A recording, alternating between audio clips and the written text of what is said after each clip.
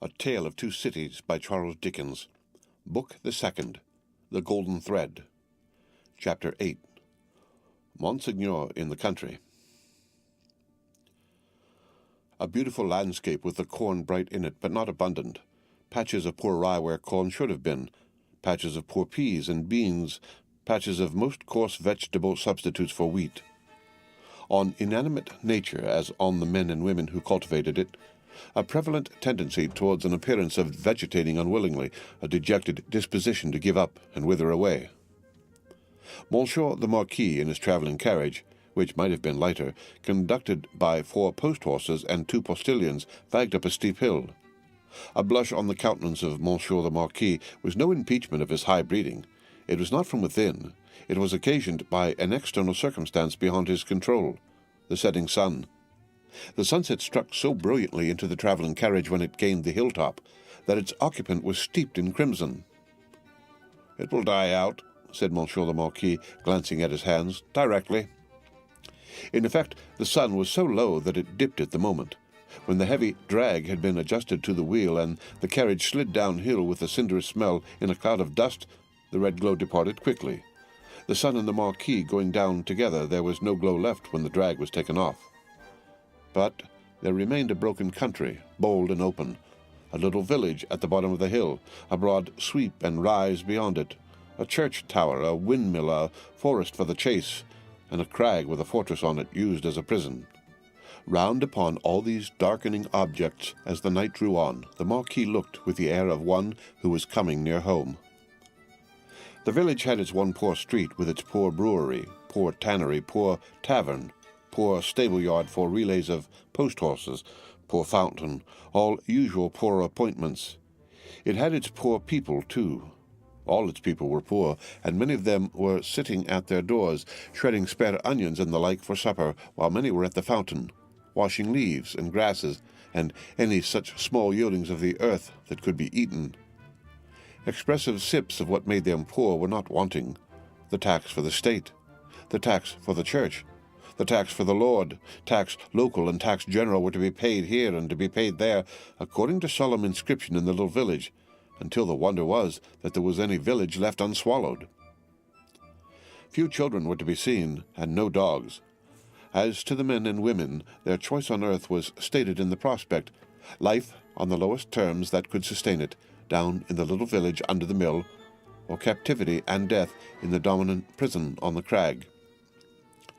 Heralded by a courier in advance and by the cracking of his postilions' whips, which twined snake-like about their heads in the evening air, as if he came attended by the Furies, Monsieur the Marquis drew up in his travelling carriage at the posting-house gate. It was hard by the fountain, and the peasants suspended their operations to look at him. He looked at them, and saw in them, without knowing it, the slow, sure filing down of misery-worn face and figure that was to make the meagreness of Frenchman an English superstition which should survive the truth through the best part of 100 years. Monsieur the Marquis cast his eyes over the submissive faces that drooped before him, as the like of himself had drooped before Monseigneur of the court. Only the difference was that these faces drooped merely to suffer and not to propitiate, when a grizzled mender of the roads joined the group. "Bring me hither that fellow," said the Marquis to the courier.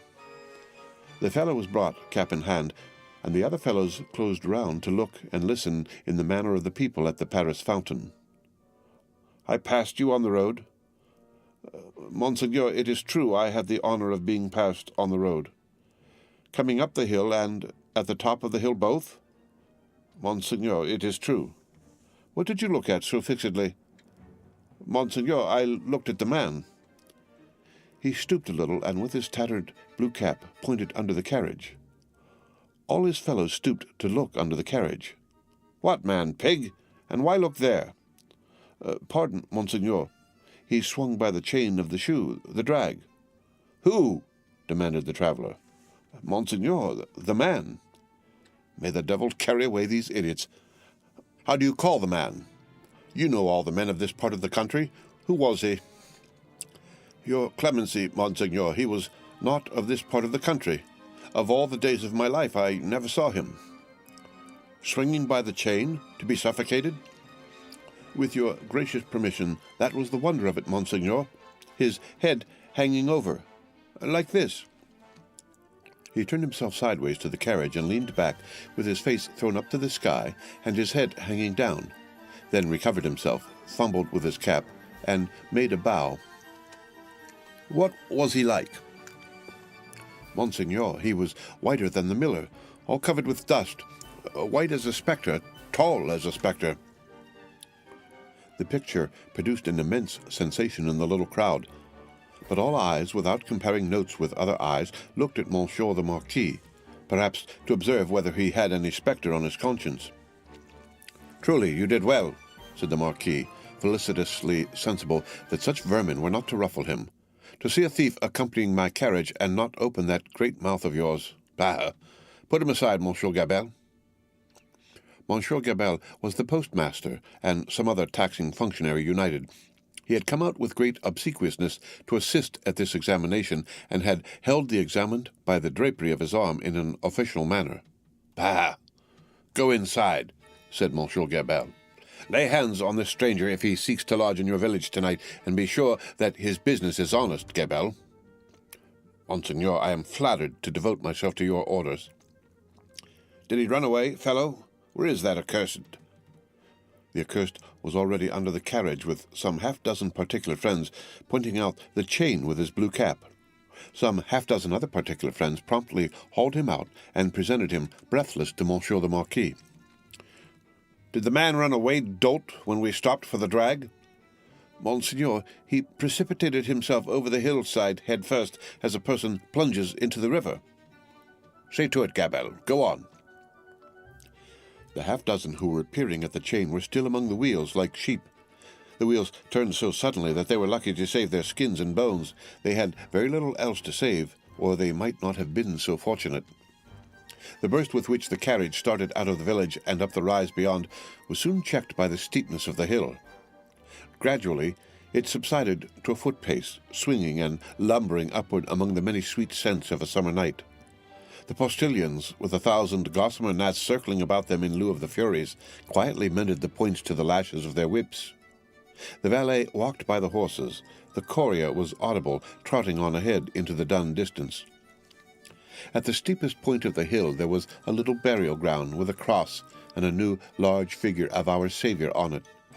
It was a poor figure in wood, done by some inexperienced rustic carver, but he had studied the figure from the life.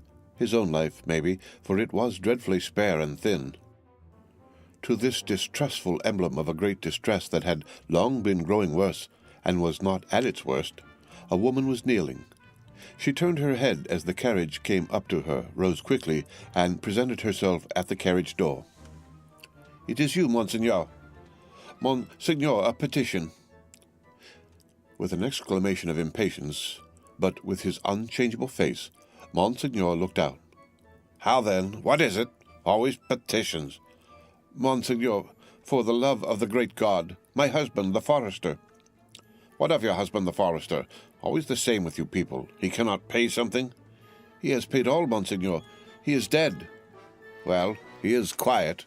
Can I restore him to you?" "Alas, no, Monseigneur, but he lies yonder under a little heap of poor grass." "Well?" "Monseigneur, there are so many little heaps of poor grass." "Again, well?" She looked an old woman, but was young. Her manner was one of passionate grief. By turns she clasped her veinous and knotted hands together with wild energy, and laid one of them on the carriage door, tenderly, caressingly, as if it had been a human breast, and could be expected to feel the appealing touch. "Monseigneur, hear me. Monseigneur, hear my petition. My husband died of want. So many die of want, so many more will die of want." "Again, well, can I feed them?" "Monseigneur, the good God knows, but I don't ask it. My petition is that a morsel of stone or wood with my husband's name may be placed over him to show where he lies. Otherwise the place will be quickly forgotten. It will never be found when I am dead of the same malady. I shall be laid under some other heap of poor grass. Monseigneur, there are so many, they increase so fast, there is so much want. Monseigneur, Monseigneur." The valet had put her away from the door. The carriage had broken into a brisk trot. The postilions had quickened the pace. She was left far behind, and Monseigneur, again escorted by the Furies, was rapidly diminishing the league or two of distance that remained between him and his chateau. The sweet sense of summer night rose all around him, and rose as the rain falls, impartially on the dusty, ragged, and toil-worn group at the fountain not far away, to whom the mender of roads, with the aid of the blue cap, without which he was nothing, still enlarged upon his man like a spectre as long as they could bear it. By degrees, as they could bear no more, they dropped off one by one, and lights twinkled in little casements, which lights, as the casements darkened, and more stars came out, seemed to have shot up into the sky instead of having been extinguished. The shadow of a large, high-roofed house, and of many overhanging trees, was upon Monsieur the Marquis by that time, and the shadow was exchanged for the light of a flambeau as his carriage stopped, and the great door of his chateau was opened to him. "Monsieur Charles, whom I expect, is he arrived from England?" "Monseigneur, not yet." The end of Book the Second, The Golden Thread, Chapter 8. Read by Rick Kistner.